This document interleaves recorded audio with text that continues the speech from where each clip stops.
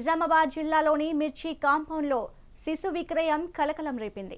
5వ సంతానంలో ఆడపిల్ల పుట్టిందని 2 లక్షలకు విక్రయించారు ముత్యాలమ్మ వెంకట్రావు దంపతులు.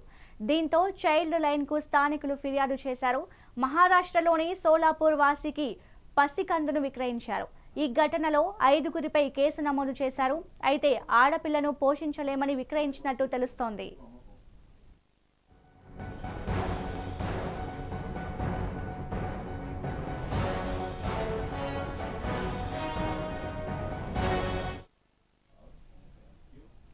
నిజామాబాద్ జిల్లాలోని మిర్చి కాంపౌండ్లో శిశువు విక్రయం కలకలం రేపింది. 5వ సంతానంలో ఆడపిల్ల కలిగిందని 2 లక్షలకు విక్రయించారు ముత్యాలమ్మ వెంకట్రావు దంపతులు. దీంతో చైల్డ్ లైన్కు స్థానికులు ఫిర్యాదు చేశారు.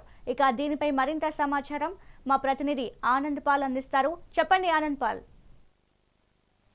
నిజామాబాద్ జిల్లా కేంద్రంలోని మిర్చి కాంపౌండ్లో కేవలం 12 రోజుల ఆడ శిశువును విక్రయం చేయడం కలకలం రేపింది. దీంతో కొందరు చైల్డ్ లైన్ కు సమాచారం ఇవ్వడంతో రంగంలోకి దిగిన ఐసిడిఎస్ సిడిపిఓ అధికారులు పోలీసులకు సమాచారం ఇచ్చారు. పోలీసులు వెంటనే ఫిర్యాదు తీసుకున్న అనంతరం కేసు నమోదు చేసి అన్ని కోణాల్లో కూడా దర్యాప్తు చేస్తా ఉన్నారు. అయితే ఆర్థిక ఇబ్బందులు తాళలేకనే 5వ సంతానం ఆడపిల్ల పుట్టడంతోనే విక్రయించారని చెప్పి కూడా తెలుస్తోంది. అయితే పోలీసులు 5 ప్రత్యేక బృందాలను ఏర్పాటు చేసి తీవ్రంగా గాలిస్తా ఉన్నారు.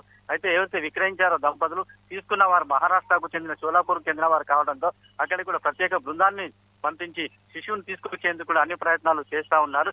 ఎక్కడైనా ఎవరైనా శిశువులు అమ్మినా క్రయ విక్రయాలు చేసిన కఠిన చర్యలు తీసుకుంటామని చెప్పి కూడా పోలీసులు హెచ్చరిస్తా ఉన్నారు. ఆడపిల్లను పోషించలేకనే ఈ విధంగా చేశారని చెప్పేసి కూడా పోలీసుల దర్యాప్తులో చేరింది.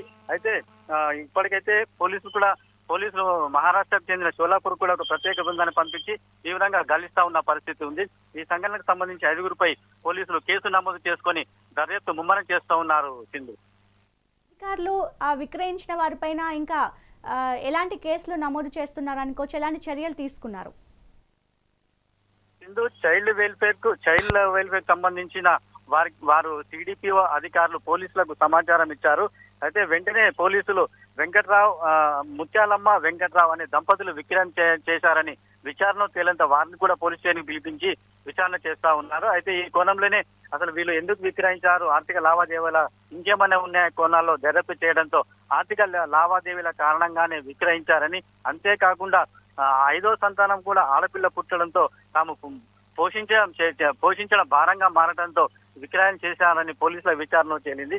అయితే శిశువును ఎక్కడైతే విక్రయించారో ఆ శిశువును రప్పించి శిశు విహారకు తరలించేందుకు కూడా పోలీసులు అన్ని ప్రయత్నాలు చేస్తున్నారు. సింధు, పోషించలేని స్థితిలోనే విక్రయించినట్లు తెలుస్తుందా, లేదంటే ఇంకేదైనా కారణాలు కనిపిస్తున్నాయా దాని వెనుక?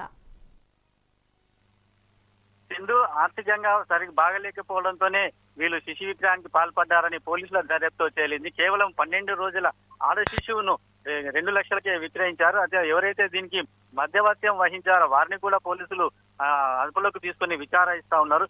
మరికొద్ది 1-2 రోజుల్లో పూర్తిగా ఈ కేసును దర్యాప్తు తేలనుంది. Sindhu, right, thank you Anand Paul.